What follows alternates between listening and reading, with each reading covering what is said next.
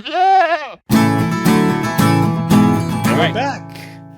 Coalition Purple is still alive. We've been off for a little while here.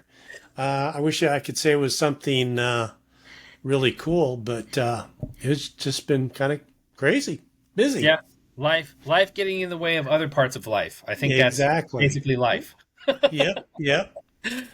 So, anyways, but fortunately, nothing much has gone on in the last few weeks. So, we'll just start up where we left off and go from there. Yeah. When this particular important cog in the world is not operating, then everything just comes to a standstill. It does. Everybody knows just to kind of lay low. Oh, but anyway, so what have you been thinking about, or what's been kind of keeping you up at night? If any of this keeps you up at night, Well, it's not so much that's been keeping me up at night, but it's a question. I'm going to pose sort of an open question to you and to everyone else who might come across this or listen to it. And basically, it's the idea of how do we fund medical research going forward? And I think everyone can agree that, U.S. medical research is extremely important to not just the United States, but the rest of the world. And, it's a huge component of, the things that make life better for people. We've all experienced illnesses. We've all taken medicines at one point or another. But anyway, there's a couple of things that have gone on that I think are interesting to look at. And the first one is Trump has decided that, for instance, Harvard, if they're not going to play by the rules that the way that he thinks that they should, he's going to cut their federal funding. And if he cuts federal funding to Harvard, then he's going to cut federal funding for medical research. right? The next thing Trump did was he said that the pharmaceutical companies are going to have to lower the prices of drugs in the United States so that they're more in line with the prices that they charge for these drugs, throughout Europe and other parts of the world. So gone will be the days of, driving down across the border into Mexico to get, your drugs for, Right. 1/10 of the price that you can buy them for a Yeah. pharmacy in the United States. Or if he does that, then the for-profit companies that do medical research won't have as much money for research either. So that's a second hit against medical research. And so it begs the question going forward, how do we fund the research and who do we want doing it? And I'll throw these couple things out there too. So one of the things you always hear about medical research done for for-profit companies is that there's no actual profit in curing a disease. So if you get a disease, I give you a pill and you're all better, then, well, I mean, I paid for the one pill, but that's it. However, therapeutics are amazing. So, like in diabetes, it's like, well, the pharmaceutical companies don't necessarily want to cure diabetes because it's much better to just have people take the drugs that they make for the rest of their lives to sort of Right. like moderate the disease. So that's kind of the knock on private funding for medical research. But then for the government funding for medical research, I mean, you've always got the efficiency problems. But then recently, we've dealt with the COVID thing and with Fauci and with the idea that we are potentially pouring money into research that's going to make viruses that's coming back to kill all of us. So again, there's a lot of contention around that idea, but that's the knock on government. I mean, if you just give it to the government and then the government decides to spend it on, weapons research, then, I mean, what have you done? It's no good there Right. either. So those things sort of leapt out at me because, I mean, obviously, I think medical research is hugely important and I would like to see it funded. So, my open question to you, the audience, and anyone else is what are your thoughts? I mean, how do we fund this? Who should be doing it? Where does it come from? Open Right. up the floor. Yeah. Well, in on all of these really complex issues like this, I always keep coming back to what's the measurement. And so I can't really fault the pharmaceutical companies in many ways because their measurement is shareholder return. Yeah. At the end of the day, that's their measurement. So while I think that it's obscene, some of the things they've done, it's totally legal. It's totally within their bounds, and they do put a lot of money at risk and all that, even with all this. So that's their incentive. And until we change that incentive, and same holds true on government. I think a lot of times with the government situation, I think the incentive is we want to keep our jobs, Mm. Yeah, right? And so on so many, it's like you can go down the line. It's like illegal immigration. You can go. I was just, in fact, this is kind of a layering on to what you're talking about here is with the whole Medicaid and Medicare funding situation that's coming up too. yeah, It's like, that sounds like it's going to get probably cut significantly, at least Medicaid is. And, the impact that's going to have on, okay, more people are going to probably end up in the emergency rooms and stuff like that. So, yeah, anyways, but that's a long, convoluted answer or response to that is this is where we need to have more voices in the um, conversation where we start talking about what are the realistic goals that we're trying to achieve as a country. Because I think there's probably ways you can incent for private companies to yeah, try and cure things. But right now, there's no incentive. In fact, just the opposite. To your point, it's like, do we really want to cure cancer? Do we really want to cure diabetes? I mean, and I don't think I just keep coming back to those measurements, and we can't even have those rational discussions from the in the political process because everybody's so entrenched, depending on who is paying them the most, paying most into their campaign, yeah, and that's on all sides. yeah, So I don't know. I don't know how you solve that problem until you solve the political problem, and that's the part that I think we keep trying to harp on is until we fix the fundamental issues of how the political process works, you're really not going to get anywhere. I mean, going back to what's going on right now and the whole budget stuff that's going on right now, I mean, what, 30, 40 years ago, the fact that the thought that Republicans would support a bill that's going to put us $4 trillion more in debt yeah, would be just like, there's no way you can't even imagine that happening as a Republican, right? But that yeah. sounds like kind of the direction we're going. Yeah, it's interesting listening to your response to what I was asking because it makes me think that, there's sort of this fundamental idea about maybe who's regulating the regulators. So if, for both public and private research ideas, you need for the government funding, you just need responsible governance. I mean, if the government is going to fund something, then you need people within the government who have enough common sense to try and fund things that are practical and that the people really need, and maybe aren't the priorities of the private companies. So that would be one branch of it. But then on the other side of it is you can't have politicians that are bought and paid for by pharmaceutical companies because then they fail to regulate them at all. And you get a Exactly. lot of stuff that, doesn't make any sense. And, in going back to the idea that Trump is now requiring these drugs to be sold in the United States for, prices that are similar to the rest of the world. I mean, the amount that Americans were paying for drugs compared to the rest of the world was crazy. I Oh, mean, I insane. mean, it and It's it's insane. and the United States was the only place on earth that was paying those prices. I mean, and it Right. was just nuts. So again, it's like you're going to do something that's going to hurt the company's profit margins. And as someone who is a capitalist myself and Yep. believes in business, I don't always approve of those kind of regulations.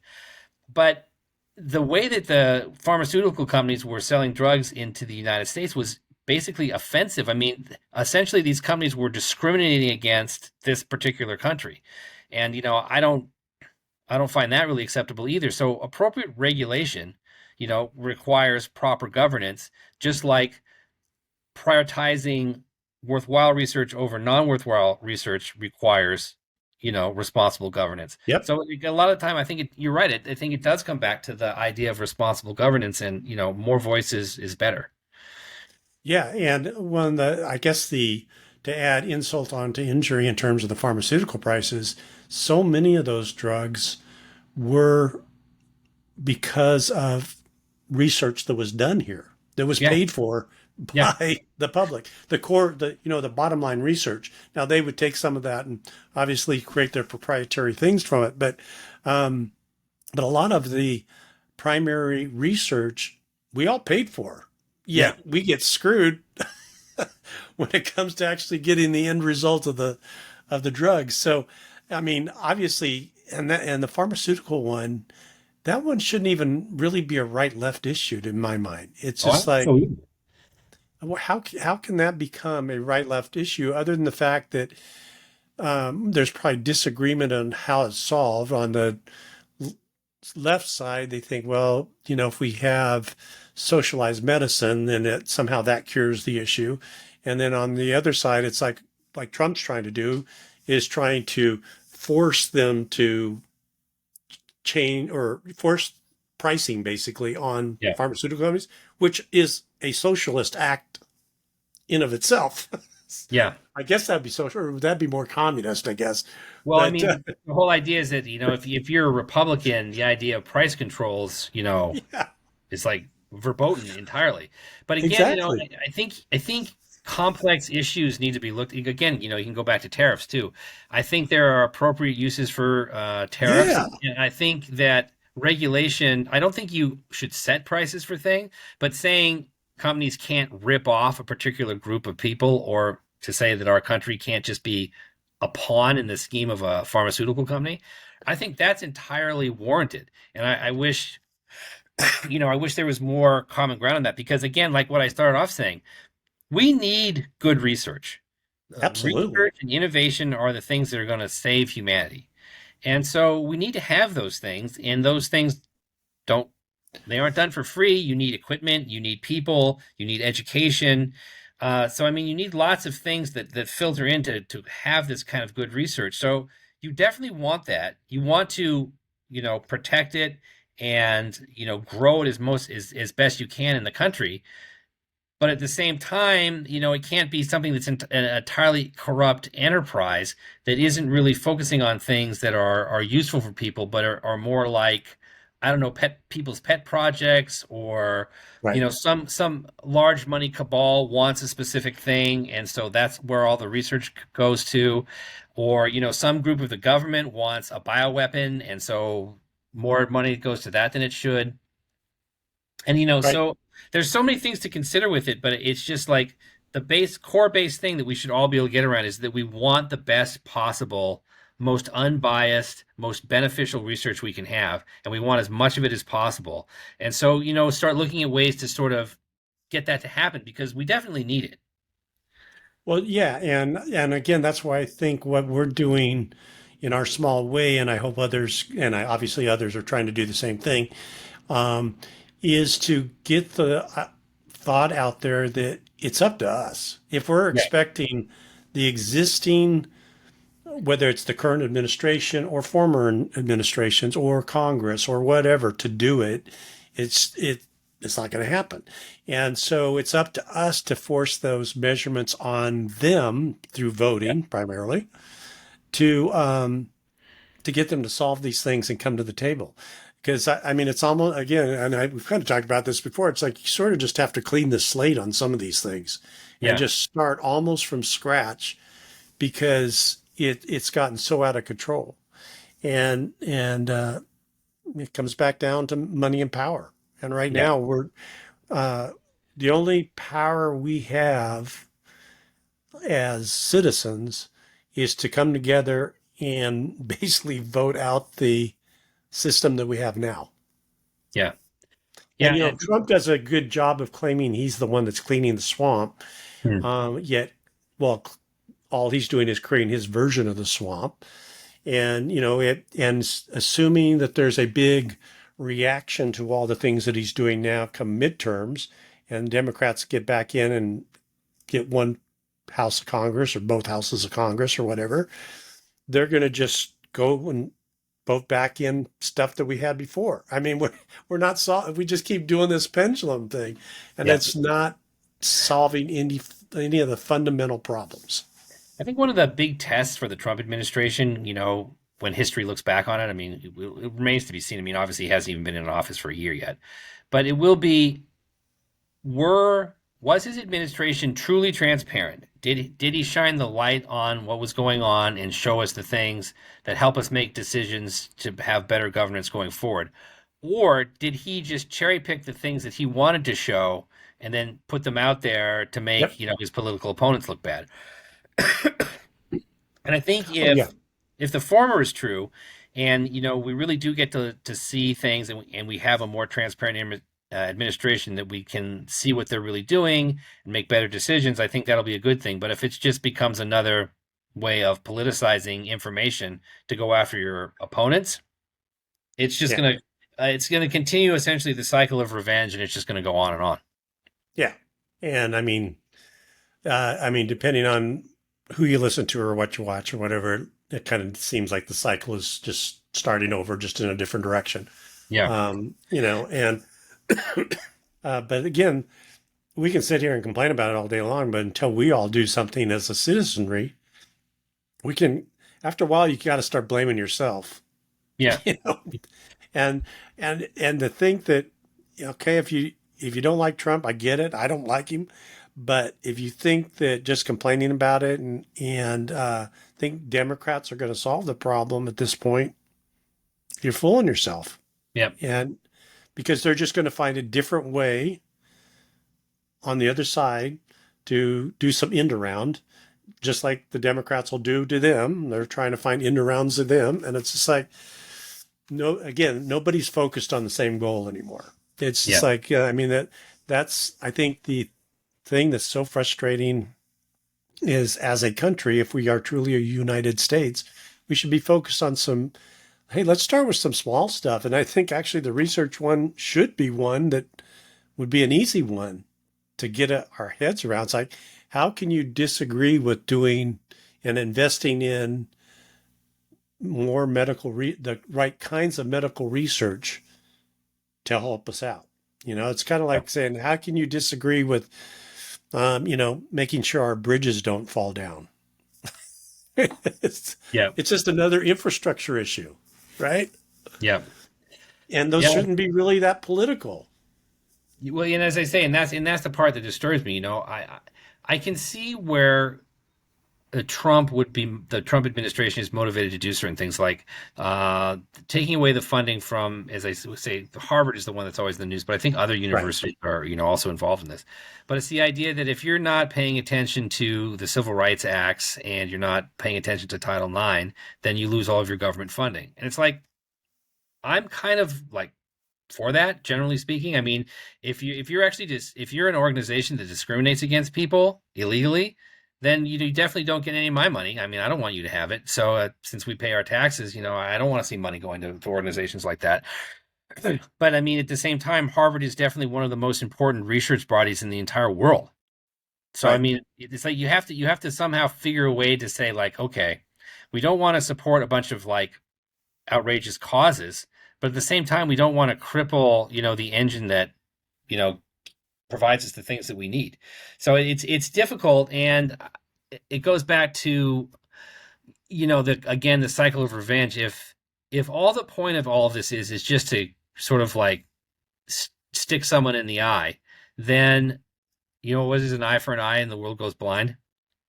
Yeah. I mean, I Right. think that's a perfect, way to say it. You know, if Yeah.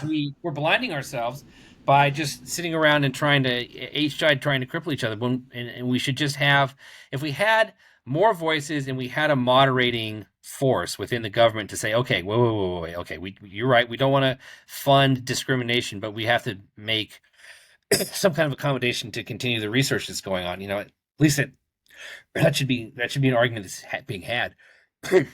Yeah. I don't Well, know. and yeah, no, I understand you get choked up about it.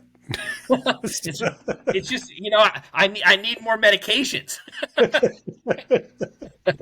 Don't we all, in so many ways? Oh gosh, but um, but again, that's why I think our biggest obstacle is trying to get people's mindset around, you know, kind of divorcing themselves from whatever their particular issue is or particular party is, and just stop and think, you know, how is this going to move forward in the current status that we're in from a Hmm. political system and all of that?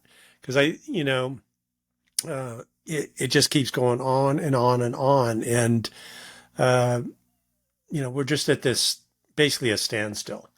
So, and like I said, and I, I, I keep thinking, and I don't. I'm generally not a pessimistic person, but I'm really thinking that as much as I really am saddened and sort of disgusted by some of the things that Trump's doing, at the same time, if we don't melt it all down at this point and show, it's almost like we almost, because people aren't taking the initiative and being proactive to change it in the right way, Yeah. that unfortunately, as humans, we seem to react better than be proactive.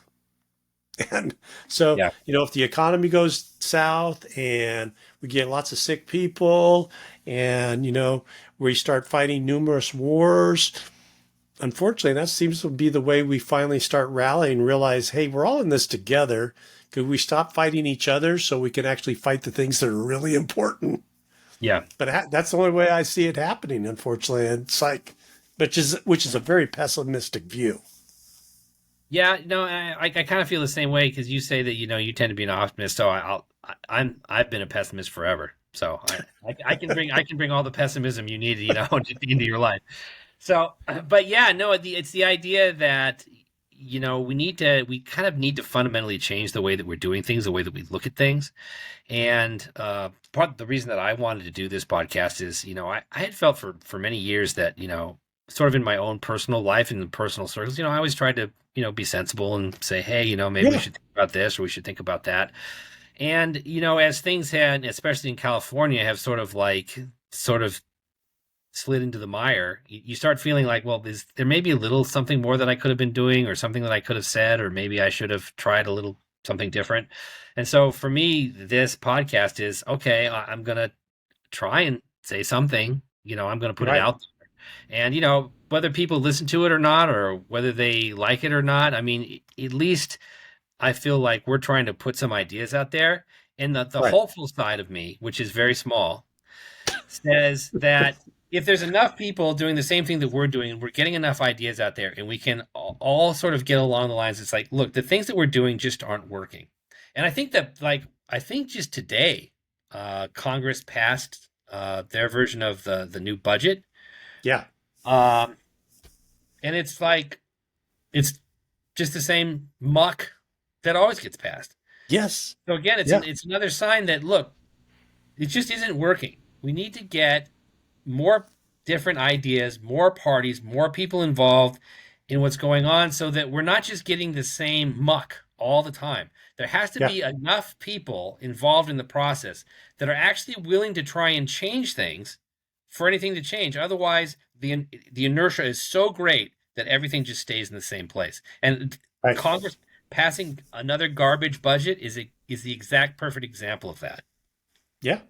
Yeah. And that's why I say it's like we have the two options I see is things just kind of totally melt down and we build up from scratch, which I think is the most likely one, or or people start getting more proactive. And one of the things I hope we can do between now and the midterms is dive a little deeper in, at least here locally, um, and look at those people that are trying to make a difference and really kind of talk to them and also point out those who are kind of part of the big machine. Yeah. And we're no different. Our area is no different than most areas of the country. You got incumbents that have been in place, and I'm talking mainly from but federal, but even in the state level, Yeah, that absolutely. have been in place for a long time.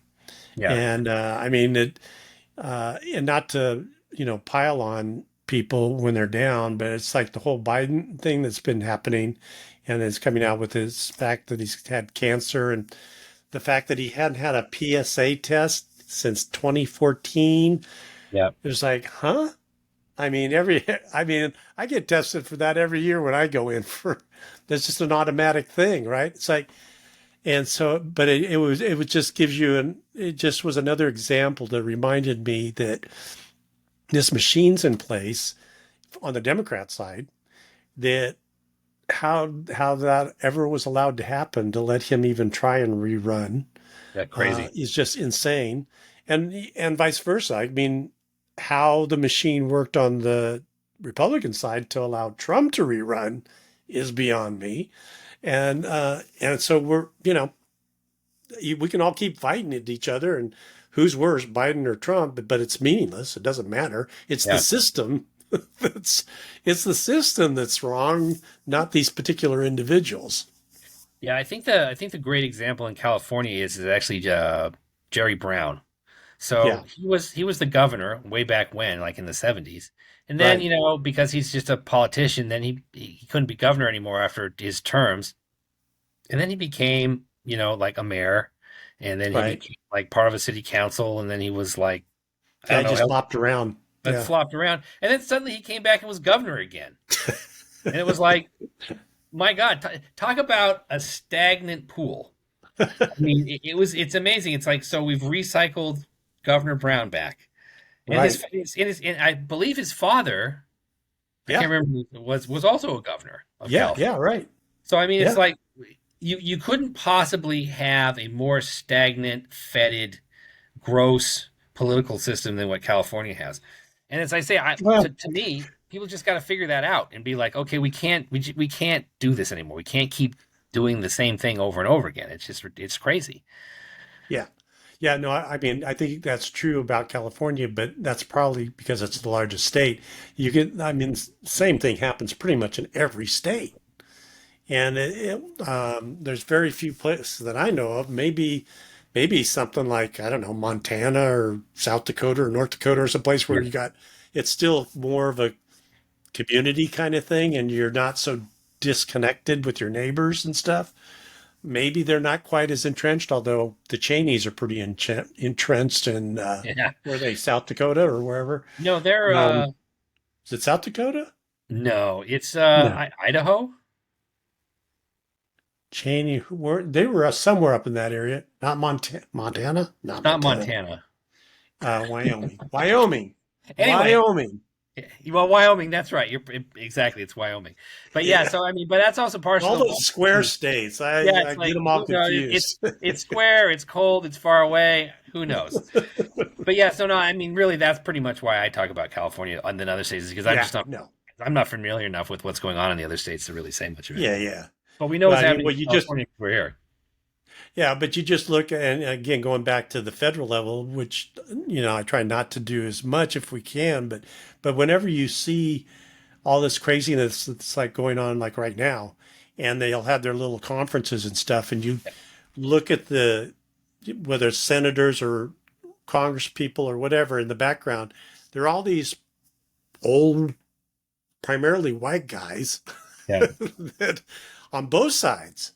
Oh yeah. I mean, the Democrats might be a little more diverse, but they still got a lot of old guys there too. And it's just like these, several of them have been around, literally 30, 40 years. It's like, wow. Yep.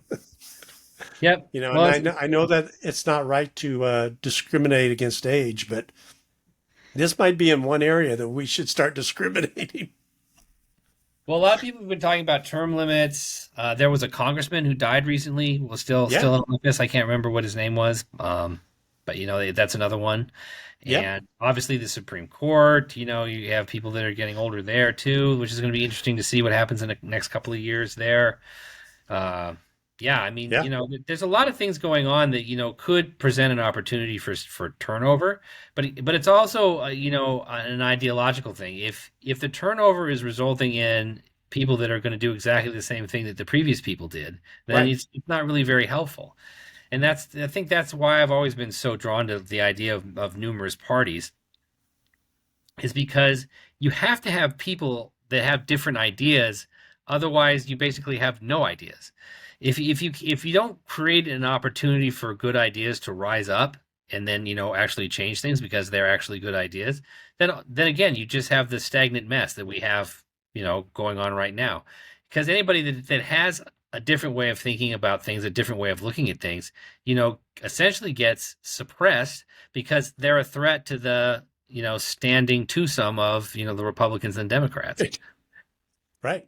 Yeah. No. It's bottom line is you got to break the machine, and it's a duopoly machine right now, and but that's on us. We got to figure out a way to do it and keep spreading the word. And I don't know. The one optimistic thing I do keep trying to come back to is that hopefully people see through all this craziness going on right now that it is broken. I mean, you hear more and more people kind of talk that way. Now, Yeah. whether they do something about it is another question. What people say and what they do are usually two different things. Yeah. So then I go back to my pessimistic side and say, no, just let it melt down. Yeah. I mean, it's going to be the fastest way. It's going to be short-term pain for hopefully long-term gain. And, assuming we don't, get taken over by China or whatever.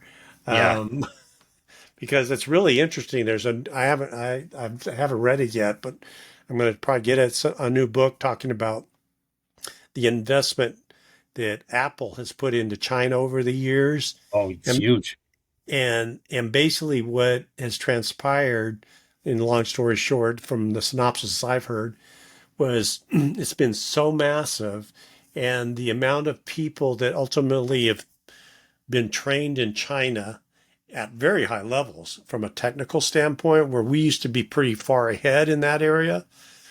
That's where China has just, really taken up, and, they can do pretty much what we can do from a technical forethought perspective.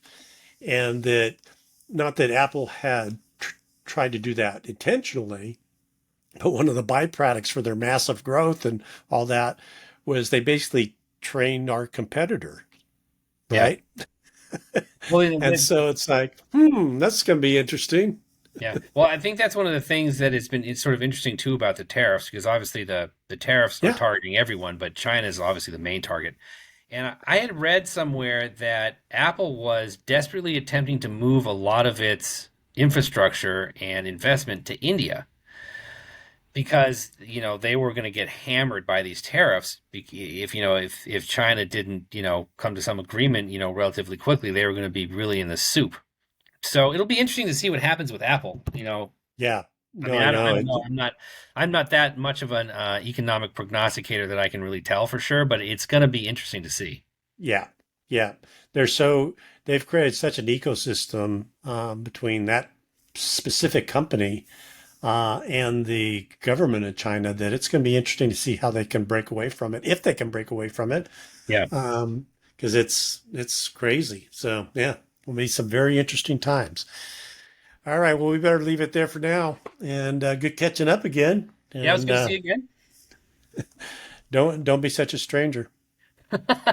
Yeah, for sure. Anyway, we'll see you next week. All right, talk to you later. All right.